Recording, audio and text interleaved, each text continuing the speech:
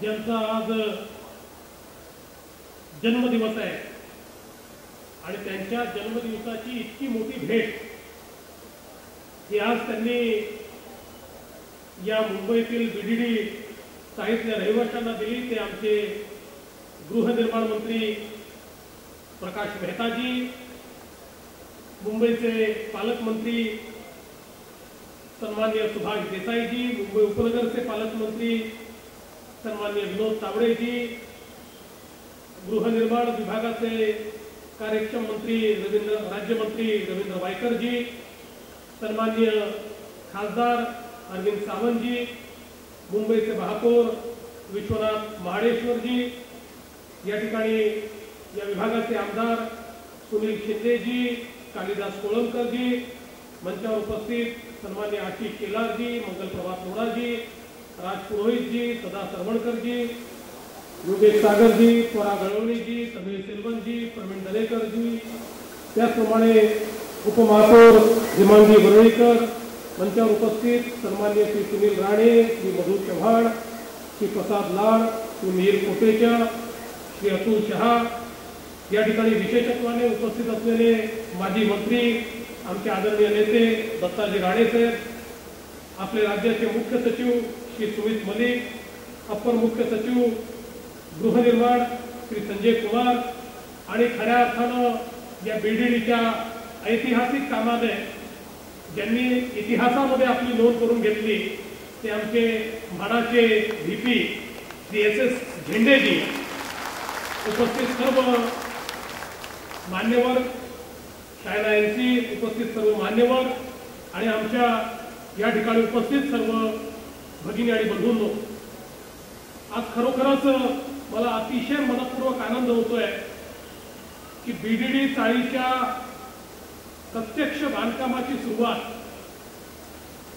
पुनर्विकासाचं प्रत्येक नागरिकाच्या मनातलं स्वप्नातलं घर देण्याच्या कामाची प्रत्यक्ष सुरुवात आज आपण या ठिकाणी करतो। मला आठवतं महाराष्ट्राच्या विधानसभेमध्ये ज्यावेळी मी प्रवेश केला आणि महाराष्ट्रातल्या विविध प्रश्नांवर जेव्हा चर्चा व्हायची, माझी सवय होती मी कधीही सभागृहातून बाहेर जायचो नाही आणि मला असं आठवतं एकही अधिवेशन असं जायचं नाही की ज्या अधिवेशनामध्ये मुंबईच्या प्रश्नांवर चर्चा आणि मुंबईच्या प्रश्नांमध्ये बीडीडीवर चर्चा। प्रत्येक अधिवेशनात बीडीडी चाळीच्या पुनर्विकासाची चर्चा सातत्याने व्हायची। मुंबईचे स्थानिक आमदार असतील, वेगवेगळे आमदार असतील, मंत्री असतील, मुख्यमंत्री असतील, त्यांची भाषणं ठरलेली, यांची भाषणं ठरलेली, ते विकासाची मागणी करणार, हे त्या ठिकाणी करणार, हो आता आम्ही करणारच आहोत, पण कधीही तो विकास मात्र होताना आम्ही बघितला नाही।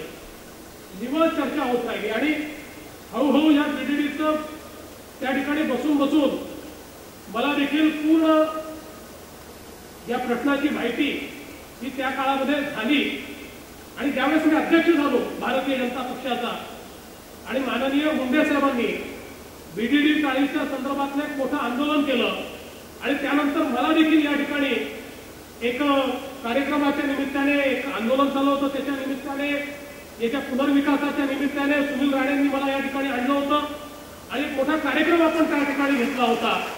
याच मैदानावर देखील आपण सभा केली होती आणि म्हणून ज्यावेळी राज्याचं सरकार आपलं आलं त्यावेळी बीडीडी चाळीचा विकास हा आपल्याला करता आला पाहिजे।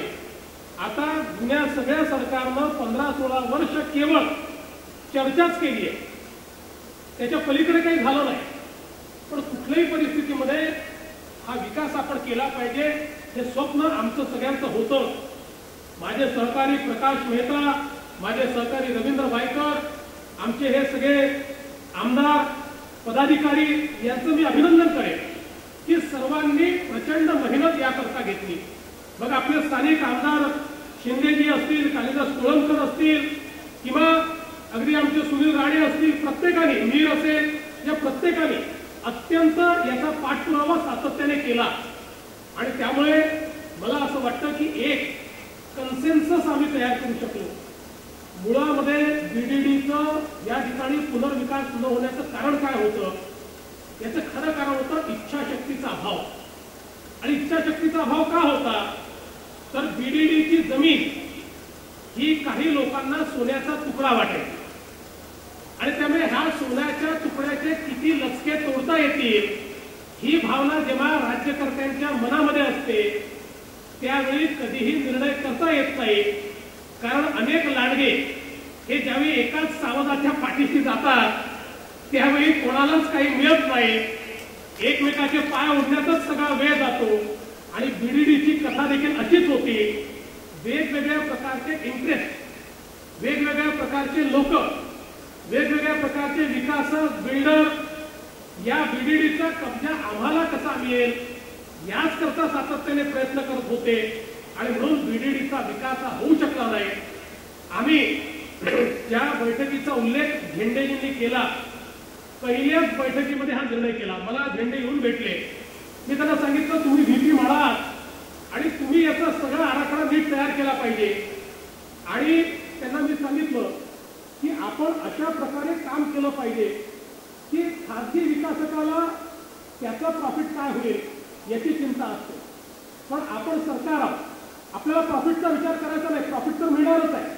पण आपण जास्तीत जास्त तिथल्या रहिवाशांना काय देऊ शकतो याचा विचार आपण केला पाहिजे. आणि म्हणून पहिल्या बैठकीमध्ये मंचावरची सर्व मंडळी त्या ठिकाणी आम्ही उपस्थित होतो.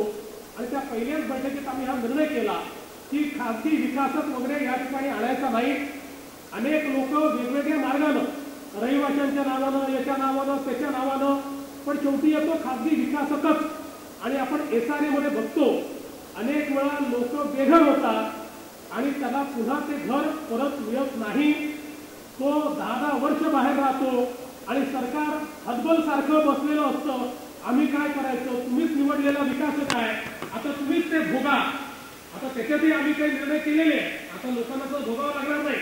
पण ही परिस्थिती जी लोकांवर येते ही येऊ नये म्हणून आम्ही हा अतिशय स्पष्ट निर्णय केला.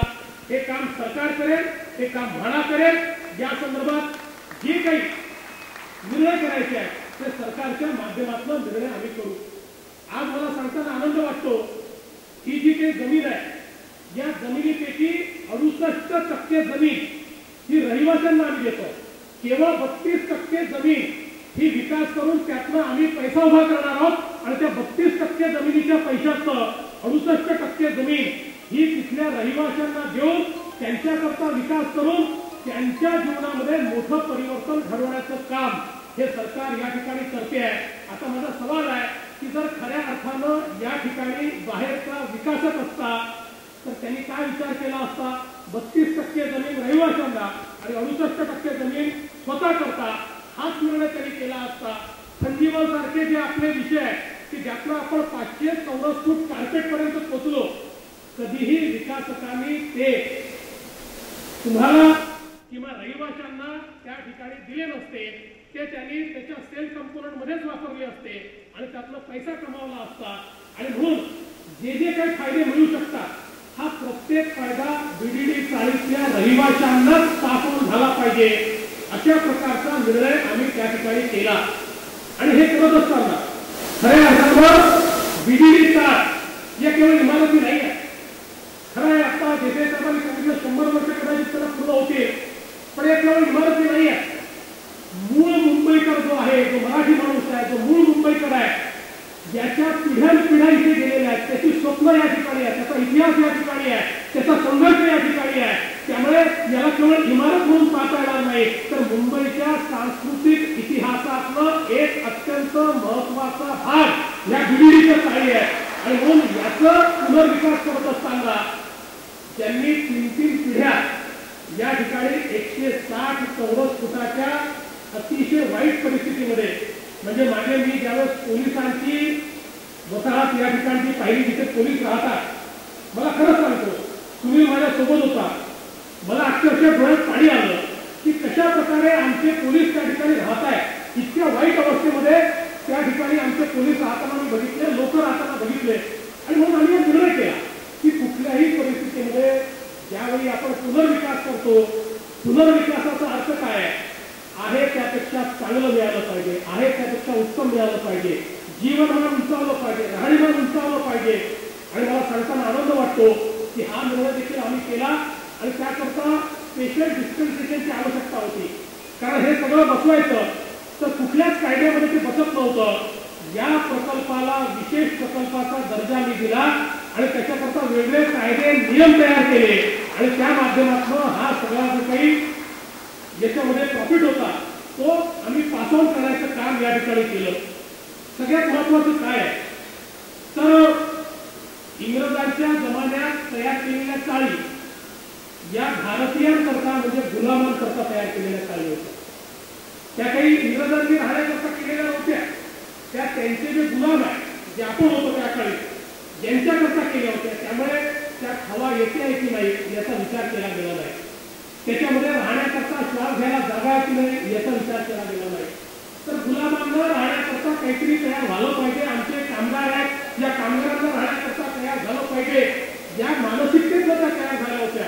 आणि म्हणून आम्ही निर्णय केला की आता ज्यावेळेस रिहॅबच्या बिल्डिंग आम्ही तयार करू त्या बिल्डिंग या मुंबईमध्ये एखाद्या मोठ्या फ्लॅट धारकाला धनधारकाला देखील हेवा वाटावा अशा प्रकारचं आर्किटेक्चर त्याचं असलं पाहिजे. आणि म्हणून ही जी काही डिझाईन कॉम्पिटिशन घेतली या कॉम्पिटिशन मधून आज मॉडेल या ठिकाणी आहे. काय आम्ही इन्शुअर केलं प्रत्येक बिल्डिंगला प्रत्येक फ्लॅटला त्या ठिकाणी पूर्णपणे हवा आली पाहिजे, ती खेळती राहिली पाहिजे. आम्हाला तुम्हाला 160 चौरस फुटातनं काढून 500 चौरस फुटाच्या झोपडीमध्ये टाकायचं नाहीये किंवा 160 चौरस फुटाच्या कॉन्क्रीटच्या जंगलातनं काढून 500 चौरस फुटाच्या कॉन्क्रीटच्या जंगलात टाकायचं नाहीये. तर ज्या प्रकारे या ठिकाणी सांगितलं देशातला सर्वात मोठा अर्बन रिन्युअल प्रोजेक्ट हा असेल त्यासोबत देशातला सर्वात सुंदर अर्बन रिन्युअल प्रोजेक्ट देखील बीडीडीचा प्रोजेक्ट असेल हे आम्ही या निमित्ताने एन्शुअर केलं. आणि त्या माध्यमातून एक एक बिल्डिंग ही जी तयार केलेली आहे पुढच्या 50 वर्षाचा विचार आम्ही केला आहे. कारण ज्यावेळी माणूस 160 चौरस फुटातनं 500 चौरस फुटात जातो तिथे गेल्यानंतर त्याची समृद्धीकडे वाटचाल होत असते. आणि समृद्ध माणूस हळूहळू व्हायला लागल्यानंतर त्याला कुठल्या सोयी लागणार आहे, त्याला काय व्यवस्था लागणार आहे या प्रत्येक गोष्टीचा विचार या डिझाईनमध्ये आम्ही केला. आणि या अतिशय जागतिक अशा डिझाईन कॉम्पिटिशनच्या माध्यमातून आज या ठिकाणी आपण हे कामाची सुरुवात करतो. आणि म्हणून मला हे सांगताना आनंद वाटतो की राज्य सरकारनं अतिशय कमी कालावधीमध्ये 16 वेगवेगळे निर्णय आम्हाला घ्यावे लागले. ही एक अशा प्रकारची लढाई होती की जी लढाई आम्ही आमच्या नियमांची लढत होतो. प्रत्येक निर्णय करायचा तर एक कायदा आडवा यायचा, प्रत्येक निर्णय करायचा तर एक नियम आडवा यायचा. परंतु कायदे आणि नियम लोकशाहीमध्ये जनतेकरता असतात आणि जे कायदे आणि नियम जे जनतेच्या आड येतात ते मोडले पाहिजे, ते बदलले पाहिजे. कायदे मंडळ याकरताच तयार केला आहे, सरकार याकरताच तयार केला आहे, सरकारला अधिकार त्याकरताच दिले आहेत. आणि म्हणून जे जे मध्ये येत होते प्रत्येक वेळी साधं याचं इतक्या वर्षामध्ये म्हणजे चर्चा तर इतकी झाली विधानसभेमध्ये पण नायकर साहेब आपल्यालाही माहिती आहे की एवढी चर्चा झाल्यानंतर साधं याचं नाव सरकारचं याच्यावर यावं म्हणजे हे सरकारचे नव्हतं, हे रहिवाशांचे नव्हतं, हे अजून ब्रिटिश सरकारच्या नावाने गव्हर्नरच्या नावाची जमीन. इतक्या वर्षात त्याचं नाव देखील आपण बदलू शकलो नव्हतो. मग पुनर्विकास करायचा कसा आम्ही अतिशय प्रयत्नपूर्वक त्याच्या संदर्भातले निर्णय गेलो. मग ती महसूलला दिली, महसूलचं नाव ठरवलं, महसूलचं नाव ठरवून मग ती भाड्याला दिली आणि त्या माध्यमातून आता बीडीडी चाळीतले भाडे करू असं आम्ही यापुढे म्हणणार नाही. बीडीडी चाळीचे मालक अशा प्रकारे आम्ही या माध्यमातून याच्यापुढे म्हणणार आहोत. अशा प्रकारची रचना ही आपण या ठिकाणी तयार केली. आणि मला सांगताना आनंद वाटतो की अत्यंत मोलाचं सहकार्य आपण सगळ्यांनी दिलं. कारण भडकवणाऱ्यांची कमतरता नव्हती. शेवटी लोकांचा विश्वास इतक्या वर्षात जे घडलं नाही ते घडत आहे हा अविश्वास होता. लोकांना वाटत होतं हे होणार आहे का आणि म्हणून थोडा अविश्वास होता. पण मी विशेषत्वाने आमच्या सगळ्या लोकप्रतिनिधींचे आभार मानेन. आमदार असतील, खासदार असतील, मंत्री असतील यांनी संवाद केला. मी झेंडेंना सांगितलं होतं की झेंडे साहेब तुम्ही जाऊन लोकांशी संवाद करा, प्रत्येक व्यक्तीशी बोला. त्याची जोपर्यंत त्यातनं त्याच्या शंका आहे त्या शंका जोपर्यंत दूर होत नाही तोपर्यंत आपल्याला करायचं नाही आहे. कारण हे आपल्याकरता आपण करत नाहीये, हे जनतेकरता करतोय. प्रत्येक माणसाची समस्या आपल्याला सोडवायची आहे. आणि मला एक सांगा काही राहिल्या असतील समस्या, काही अडचणीचं कारण नाहीये. आता शिंदेजी म्हणत होते काही समस्या राहिल्या असतील, काय काळजी करू नका. सुनीलजी हत्ती निघाला शेपूट काढण्यासाठी मार्गाचं काम आपण करणारच आहोत, तुम्ही त्याची काळजी करू नका. मला एक गोष्ट तुम्हाला मी सांगतो की एक गोष्ट मी शिकलो, there is a solution for everything. फक्त तुम्हाला सकारात्मकता असली पाहिजे. सकारात्मक विचारांनी पुढे गेलो तर कुठलीही गोष्ट होणार नाही असं शक्यच नाही. प्रत्येक गोष्टीचं सोल्युशन आपण काढू शकतो आणि आपण सकारात्मकतेने पुढे चाललोय. आपल्या पाठीमागे आपण जो निर्णय या ठिकाणी केलेला आहे तो काय आहे, जनतेकरता करायचा आहे. आणि जनतेकरता करायचा निर्णय केला तर प्रत्येक गोष्टीतनं निश्चितपणे मार्ग निघेल. आणि सुनील शिंदे सुनील राणे एकत्र आल्यानंतर अजून राहिलं काय, त्याच्यामुळे सगळ्याच लोक आता काही अडचणीचं कारण नाही आहे. आणि आमचे कालिदास कोळंबकरजी हे तर खरोखर म्हणजे कुठल्याही पक्षात असतो, तो काही प्रश्न नाही आहे. आधी सेनेत होते, आमचे सहकारी होते, मग काँग्रेसमध्ये गेले, तो प्रश्न नाही आहे. पण एक अतिशय ज्याला लोकाभिमुख अशा प्रकारचा लोकप्रतिनिधी आपण कालिदासजींना मी समजतो. त्यामुळे त्यांनी देखील यामध्ये लोकांमध्ये वातावरण चांगलं राहिलं पाहिजे. कारण अनेकदा असं होतं, किती चांगला तुम्ही प्रकल्प आणला तरी विरोधी पक्षाचे लोक हे आपली दुकानदारी बंद होईल का अशा विचारांनी तो होऊ नये असा प्रयत्न करतात. पण हे मात्र उलट होतं. यांनी पहिल्या दिवशीपासून हे तुम्ही करा आणि लोक तुम्हाला दुवा देतील, लोक तुम्हाला डोक्यावर घेतील, अशा प्रकारची भूमिका कालिदासजींनी या ठिकाणी मांडली. मी त्यांचं देखील अतिशय मनपूर्वक अभिनंदन करतो. आणि विशेषत्वाने माझे दोन मंत्री प्रकाश मेहता आणि रवींद्र वायकर या दोघांचं मी अतिशय मनपूर्वक अभिनंदन करेन. शेवटी मुख्यमंत्र्यांचं काम तर काय असतं, मान्यता देणं असतं. पण फूट सोल्जर जे असतात, जमिनीवर लढाई करणारे जे असतात, त्यांचं खरं काम असतं. आणि ती जमिनीवरची लढाई या दोघांनी या ठिकाणी केली. म्हणून या दोघांचे मी अतिशय मनपूर्वक अभिनंदन करतो. काही अजून गोष्टी या ठिकाणी मांडण्यात आलेल्या आहेत. खरं म्हणजे मुंबईच्या पुनर्विकासाच्या संदर्भात या राज्य सरकारने जेवढे निर्णय घेतले ते निर्णय मला असं वाटतं यापूर्वी कधी झाले नाही. आणि मी तुम्हाला निश्चित सांगतो, पुढच्या 2 वर्षामध्ये मुंबईच्या पुनर्विकासाचा एकही प्रश्न आम्ही शिल्लक ठेवणार नाही. सगळे निर्णय या ठिकाणी आम्ही करू. आणि आम्ही काय करू शकतो निर्णय, त्याचं कारण आहे, आम्हाला कोणाची वाट पाहायची नाही, आम्हाला कोणाला बोलवायचं नाही, आम्हाला कोणाच्या फेवर करता काम करायचं नाही. आमचा अजेंडा पक्का आहे. आमचा अजेंडा आमचा नागरिक आहे. आमचा अजेंडा आम्हाला मतदान करणारा किंवा या मुंबईमध्ये राहणारा जो मुंबईकर आहे तो आमचा अजेंडा आहे. आणि म्हणून त्याच्याकरता आज आमचे पोलीस आहेत. खरं म्हणजे या बीडीडी पाळीमध्ये राहणाऱ्या पोलिसांना त्यांचं घर मिळालं पाहिजे याकरता आमच्या गोपीनाथराव मुंडेंनी संघर्ष केला आहे. आणि झेंडेजी ते आपल्याला द्यावंच लागेल, ते द्यावंच लागेल. आमच्या पोलिसांना वंचित ठेवताच येणार नाही. खऱ्या अर्थानं आमच्या पोलिसांना इथेच नाही, तुम्ही जे सांगितलं ना कालिदासजी, काही काळजीचं कारण नाही आहे. पोलिसांकरता मी तर ठरवलं आहे या 2 वर्षामध्ये इतकी घरं पोलिसांकरता आता बांधायची आहेत आपल्याला की आमच्या पोलिसाला आज ज्या अवस्थेमध्ये राहावं लागतं. आणि सरकारी पदार्थ बांधू पण मालकी हक्काची घरं द्यायची. त्या पोलिसांना आपण इतके वर्ष 24 तास त्यांच्याकडे ड्युटी घेतो. त्यांना घर नाही, दार नाही, काही नाही. ते बिचारे आपले केवळ काम आणि काम करत असतात. त्यांच्याकडनं चांगल्या कामाची प्रामाणिकतेची अपेक्षा करत असताना त्यांच्या जीवनामध्ये काहीतरी परिवर्तन आलं पाहिजे असा विचार आपण करतो का? आणि म्हणून आता इतक्या मोठ्या प्रमाणात पोलीस गृहनिर्माणचं काम आपण हातामध्ये घेतलं आहे.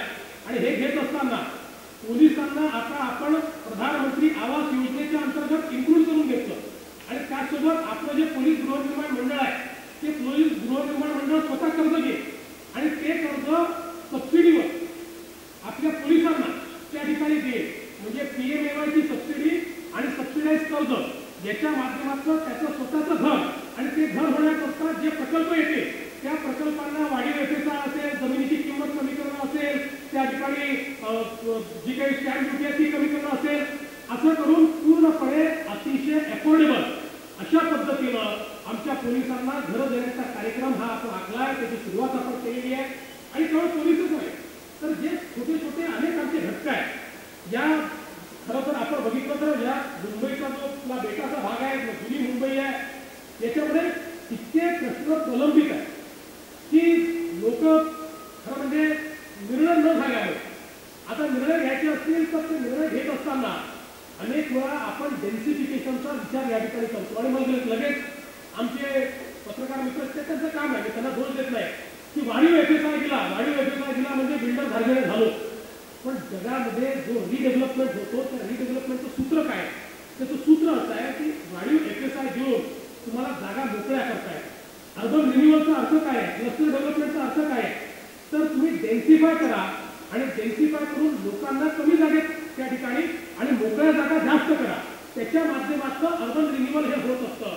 आणि म्हणून मी निश्चितपणे आपल्याला सांगतो की अर्बन रिन्युअलचे जे प्रिन्सिपल जगाने स्वीकारलेले आहे ते प्रिन्सिपल आपण देखील स्वीकारले तर मुंबईतला जो सामान्य माणूस आहे, चाळकरी आहे, मुंबईतला जो भाड्याच्या घरामध्ये राहणारा, म्हणजे आमच्याकडे भाडूच शब्द म्हणतात पण मला तो आवडत नाही म्हणून तो शब्द काही मी वापरणार नाही, पण तो असेल किंवा असा जो छोटा छोटा माणूस आहे ज्याला आपण निश्चितपणे त्याच्या हक्काचं चांगलं घर हे या ठिकाणी देऊ शकतो.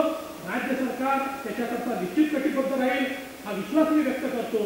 पुन्हा एकदा बीडीडीच्या सर्व रहिवाशांना हा माझा शब्द आहे, काय वाटेल ते झालं तरी वेळेमध्ये हा प्रकल्प आम्ही पूर्ण केल्याशिवाय राहणार नाही. फक्त तुमचं थोडंसं समर्थन लागेल. बघा, आपल्या घराला रंगही द्यायचा असेल तर घरातलं सामान बाहेर काढावं लागतं. एका खोलीला रंग द्यायचा असेल तर दुसऱ्या खोलीत जावं लागतं. त्यामुळे चांगलं जीवन जर जगायचं असेल, पुढच्या 2, 3, 4 पिढ्यांना चांगलं काहीतरी द्यायचं असेल तर 2-2.5 वर्ष थोड्याशा हाल अपेक्षा तुम्हाला सहन कराव्या लागतील. आणि बघा, आम्ही हे ठरवलंय, तुम्हाला घर दिल्याशिवाय विक्रीचं कंपोनंट आम्हाला काही नकोच आहे. पहिलं घर तुमचं, पहिले तुम्ही त्या घरात आले की मग विक्रीचा जो काही विचार आहे तो आम्ही करत राहू. आणि म्हणून आपण सगळ्यांनी थोडासा त्रास सहन करावा. मनातल्या मनात आम्हाला शिवाय द्याव्या आणि आशीर्वादही द्यावा. यांच्यामुळे त्रास होतो हेही म्हणावं आणि हे म्हणावं की यांच्यामुळेच आम्हाला घर मिळत आहे, म्हणजे तुमच्या शिवाय आशीर्वादासारख्याच आमच्याकरता होतील आणि आम्ही चांगल्या प्रकारे कमीत कमी वेळेमध्ये हा प्रकल्प पूर्ण करून दाखवू हा विश्वास देतो. आणि जाता जाता हे पुन्हा सांगतो, काही अडचणी राहिल्या असतील तर आज काही दार बंद झालेलं नाही. प्रत्येक अडचण सोडवू, त्याकरता पुन्हा आमच्याकडे या, 4-4 वेळा या, बसून निर्णय करू. तुमचा प्रकल्प आहे, तुमच्याकरता प्रकल्प आहे. हा प्रकल्प निश्चितपणे यशस्वी करून देशातला सगळ्यात मोठा प्रकल्प यशस्वी केल्याचं पुण्य हे आम्हाला या ठिकाणी मिळेल. याकरता मी आपल्या सर्वांचे आभार मानतो. पुन्हा झेंड्यांचं अतिशय मनपूर्वक अभिनंदन करतो आणि माझं बोलणं संपवतो. धन्यवाद. जय हिंद, जय महाराष्ट्र.